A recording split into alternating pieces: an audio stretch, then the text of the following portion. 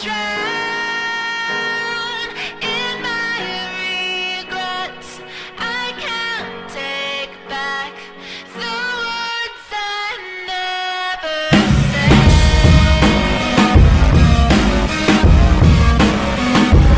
I can't take back the words I never said. This is Lupe Fiasco. I'm here, and I finally, thank God, met up with Lupe Fiasco. Man, what are you doing out here? Observing, watching, showing support. You know what I'm saying? Put my body on the front line, I guess. You know, for something that I think is very important. You know. Now, when you came out with Words I Never Said, and you mentioned Building 7, I gotta tell you, man, you inspired a lot of people to look up 9/11 and to investigate it. What made you? What piece of information made you look into 9/11? It was really, you know, one of the things that always stood out for me was Building 7, because it never really got any attention. And it was really just like a question, like I said in the song. It's like, yo, did they really pull it? Because you watch like certain documentaries, and you watch counter documentaries, and you watch explanations and counter explanations and stuff like that. And it was just one of those outstanding things that always was like a, you know, like an elephant in the room for me. And it was really like something that I thought other people thought the same thing too. You know, like even if you agree with, you know, these were terrorist attacks, completely had nothing to do with any black flag operation, anything crazy like that. The phenomenon of Building 7 was something that was just like, it just kind of stood out on the periphery, like, yo, that's kind of weird. You know what I'm saying? For that to just happen like that. It's something that I just think, you know, it was never really a real proper investigation.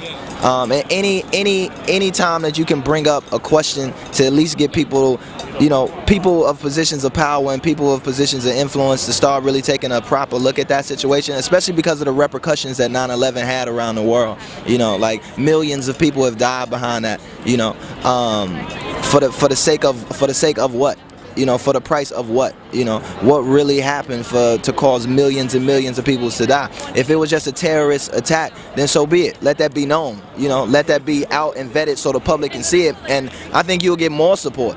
You know, I think you'll get more support from Muslim countries. I think you'll get more support if it was just an open and honest kind of thing, and less of this kind of cloudy, you know, kind of mysterious, behind the scenes kind of operation and stuff that goes on. And to see the people that come out in counter argument, you know, to kind of the status quo, they're not like kooks or crazy conspiracy theories and nothing like that. You got people who are fighter fighters, people who are demolition experts, people who are engineers, people who are politicians, people from all walks of life, you know. And it's like, well, where does normal begin? Because if they are the epitome of normal, and just on this one instance they're the kooks and the crazies, then when do they become normal again? You know, what situation will come about where everybody can agree on? You know, so I think it's just something to bring up, to trying to get the people that run this place, that run this country, to kind of be honest and open about an investigation about 9/11 and what really happened, you know?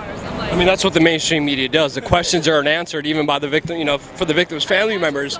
And then anybody who asks questions, you're a crazy conspiracy theorist with a tinfoil hat. Meanwhile, as you said, family members, rescue workers, survivors, all the people who lived through here, and so much testimony of the bombs and explosions going off. And, you know, we try to do that when we go up to Silverstein and ask him questions. But when he doesn't answer the question, he looks like they have something to hide. They indicate themselves, and it's kind of like they're inviting a conspiracy to make everybody question what happened. But there has to be a certain level of, like, I'm a proponent of critical thinking, you know what I'm saying? So I think that everybody should be critical. I think you should be critical of the people who question it. I think you should be critical of the family members. I think you should be critical of the people that say they heard bombs. I think that's the part, is that you need to investigate it. You know, it needs to be investigated thoroughly. There needs to be interviews. There needs to be a commission. There needs to be a whole kind of thing focused on getting to the truth. Not to push one agenda over the other, or not to even if it was something that was a justifiable kind of situation, then so be it. You know, if it was a situation where, yes, these people really flew these planes into these buildings, this really blew up like this is how this collapsed, and that's how it did, and this is why we went to war with this country and this country and this country.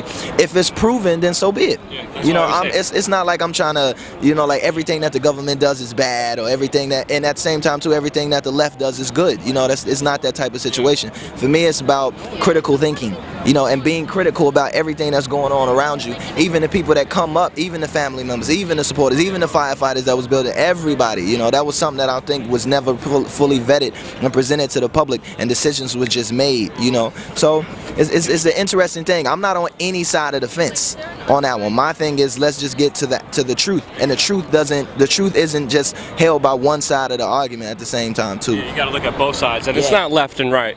It's about truth, and don't believe me, don't believe anybody. Just go out there, look, believe your own eyes. And I wanted to bring up the New World Order. What are your thoughts about the New World Order and elites coming together in secret to consolidate power, just like the Bilderberg Group? Do you have an opinion on them? I don't even think they come together in secret. You know, I think the New World Order is something that's deliberate, and it's in the public. I do think that there's certain parts of it that are in secret, simply because it's a private kind of situation. It's private individuals who hold private stake in certain parts of the world, and private stake in real estate, or private stake in their companies. So you'd expect things like that to be secret. You know, you don't invite everybody to dinner at your house. You know what I'm saying? So, and I don't think it's nefarious as people make it out to be. I think it's a lot of the stuff that we silently allow to happen. You know, I think that we're complicit. Even this thing here, occupying Wall Street and everything that's going down today, the one question that came up for me was, well, all the people that we're trying to get to come out and to raise awareness are complicit in it, because their pensions, right, are connected to the stock market.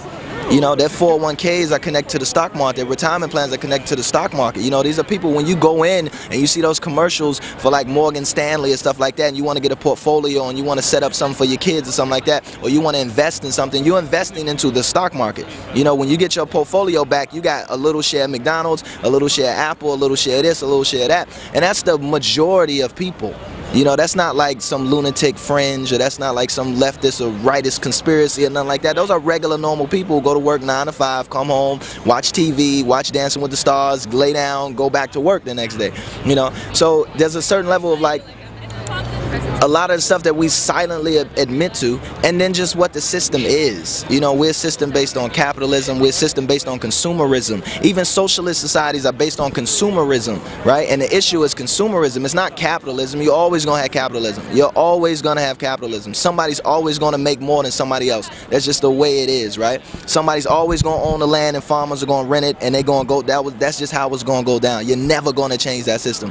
But what you can attack and what needs to be questioned is consumerism, materialism, right? Our addictions to certain things, right? As a people, as you, me, everybody here, the people that are not here, the people that are in the offices looking down, the people in their houses, the people who are anti-protesting up the street, everybody at the end of the day is addicted to materialism. And that solution comes within us, because as soon as we start taking the money out of the big banks, as soon as we stop supporting the corporations that are doing wrong, they're nothing without our consent, and we're allowing this to happen. Well, at a certain level, bro, you got to look at the products they produce. Some of the products that are actually produced are stuff that we need, you know, and some of the stuff is stuff that we want.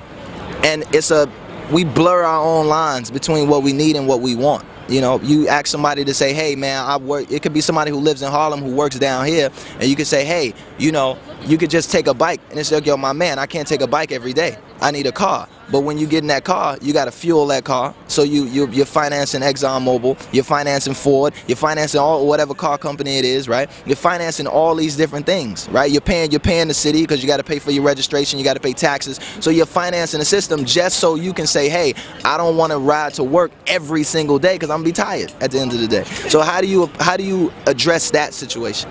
You know, when do you demonize that person because he don't want to ride a bike? But it's like, are you gonna take care of his situation? Are you really taking into consideration that my man lives in Harlem and he don't want to take a bike or walk all the way down to Wall Street because he's gonna be late for work, he's probably gonna lose his job, and he's gonna be tired as fuck. Yeah. That's true. I always say positivity is key, and we got to change ourselves first before we change the world. And you've been spreading that message. What made you want to spread this message? Because everybody else in hip-hop is spreading that you need more rims and more jewelry. You're doing the total opposite, saying real wealth is within you. And what made you like understand that life is more than just jewelry and all the other nonsense that the mainstream media and consumerism pushes on us? Well, as I sit here with a Rolex on, you know what I'm saying? There's a certain level of like the things that I allow, and the things that I'm complicit in myself, and the things that I fight against, you know, and the things that I don't do. So I'm not up here like, yo, I'm completely 100 non-materialistic and I'm a Buddhist monk walking around, because that's definitely not the case. There's certain things certain initiatives and certain things that I see that I can lend myself to, or lend my ear to, or lend my body to, and come out here on the front lines and support. Then yes, are there certain things that are out here that go completely against me? Like, are there people, if they came up to me and say, hey, why you got that Rolex on? I'm an elitist pig from, you know, what have you, you know? So there's a certain level of like hypocrisy. You know what I'm saying? A certain level of like a little bit of this, a little bit of that. These two opposing kind of forces coming together to make people who they are, right? The duality of mankind, right? So I accept that. I embrace that, right? The core for me is, I don't want to be in the streets fighting a civil war, running down the street with an AK-47 shooting at the National Guard. Exactly. Negativity is not the answer, and we can't be fighting our brothers and sisters. So for me, it's like, let me support something peaceful like this. Yeah. Right? If you're gonna buy a Rolex, buy a Rolex. If you're gonna buy a Ferrari, buy a Ferrari. That's if you can afford it, then so be it. At the end of the day, you know. My situation is, there's such a mass of people that are completely impoverished. There's a mass of people that are completely frustrated. There's a mass of people that are completely disillusioned. A mass of people that are completely uneducated about how that system works, about themselves. And it's gonna reach a point, right? It's gonna reach a breaking point.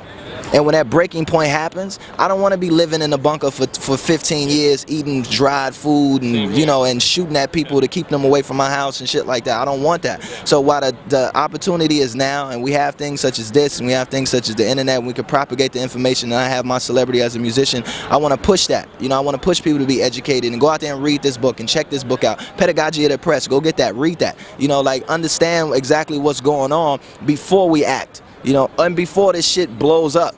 You know, because it's gonna blow up, and nobody's denying everything. That's why they have. That's why every time you turn on the Sports Center, there's a fucking commercial for the Navy. You know, there's a commercial for the National Guard. You know, why you think that medal, like Call of Duty, is the biggest game ever? Every time it comes around, you got millions and millions of people. I told Washington D.C. Tar Heel Square comes to Freedom Plaza. It's not something where the powers that be are naive to. We should be naive to.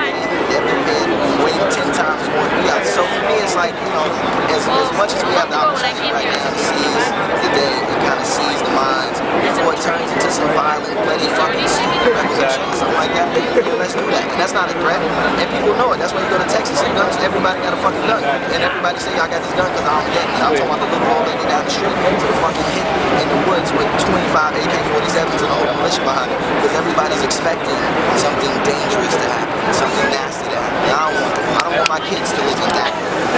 And that's been our major message, is to prevent that negativity, that hatred and spreading, and letting people know we're all in this together. We might as well not fight each other. It's saying F the cops or fighting the military.